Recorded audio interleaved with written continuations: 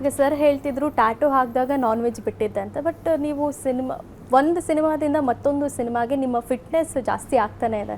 ಅದ್ರ ಸೀಕ್ರೆಟ್ ಹೇಗೆ? ಇಲ್ಲ ಮೇಡಮ್, ಪಾತ್ರಕ್ಕೆ ಅನುಗುಣವಾಗಿ ನಾನು ರೆಡಿ ಆಗ್ತೀನಿ. ಈಗ ನಿರ್ದೇಶಕರು ಇದಕ್ಕೆ ಕಂಪ್ಲೀಟ್ ನಾನು ವರ್ಕೌಟ್ ಬೇಡ ಸರ್, ನೀವು ಹಂಗೆ ಪಕ್ಕ ಲೋಕಲ್ ಬಾಯ್ ಯಾವ ಥರ ಇರ್ತಾರೋ ಆ ಥರನೇ ಬೇಕು ಅಂದರು. ನಿಮ್ಗೆ ಯಾವ ಥರ ಬೇಕೋ ಆ ಥರ ಇರ್ತೀನಿ ಅದು.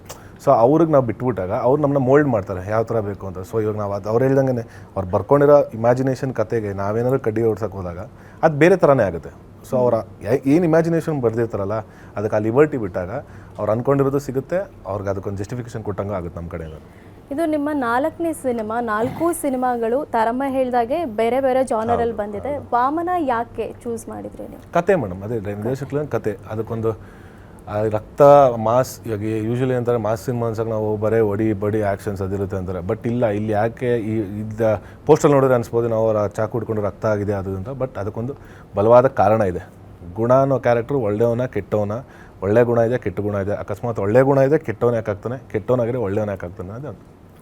ಯೂಶಲಿ ವಿಜಯಲಕ್ಷ್ಮಿ ಅವರು ಅಷ್ಟಾಗಿ ಕಾಣಿಸ್ಕೊಳ್ಳಲ್ಲ ಎಲ್ಲೂ. ಆದರೆ ನಿಮ್ಮ ಸಿನಿಮಾದ ಸಾಂಗನ್ನೆಲ್ಲ ಅವರು ರಿಲೀಸ್ ಮಾಡಿದ್ರು. ಆ ಪ್ರೀತಿ ಹೇಗೆ, ಆ ಬಾಂಡಿಂಗ್ ಹೇಗೆ ಬಂತು? ಇಲ್ಲ, ಅದೊಂದು ಜರ್ನಿ ಇತ್ತಲ್ಲ ಮ್ಯಾಮ್ ನಮ್ಮದು. ಈ ಒಂದು 6-7 ಮಂತ್ ಜರ್ನಿ ಇರೋದ್ರಿಂದ ಲೈಕ್ ಅಕ್ಕನೇ ಪಾಪ ನಾವು ಕೇಳ್ದಂಗೆ ಮಾಡಿಕೊಟ್ರು. ಇಲ್ಲ ಅಕ್ಕ ಮಾಡಿಕೊಡು, ಯಾಕಂದರೆ ತಾಯಿ ಸಂಬಂಧಪಟ್ಟಿದ್ದ ಸಾಂಗ್ ಆಗಿರೋದ್ರಿಂದ ಅವ್ರ ಕೈಲೇ ಮಾಡಿಸ್ಬೇಕು ಅನ್ನೋದೊಂದಿತ್ತು. ಸೊ ಅದಕ್ಕೋಸ್ಕರ ಮಾಡಿಕೊಟ್ರು ಅಷ್ಟೇ.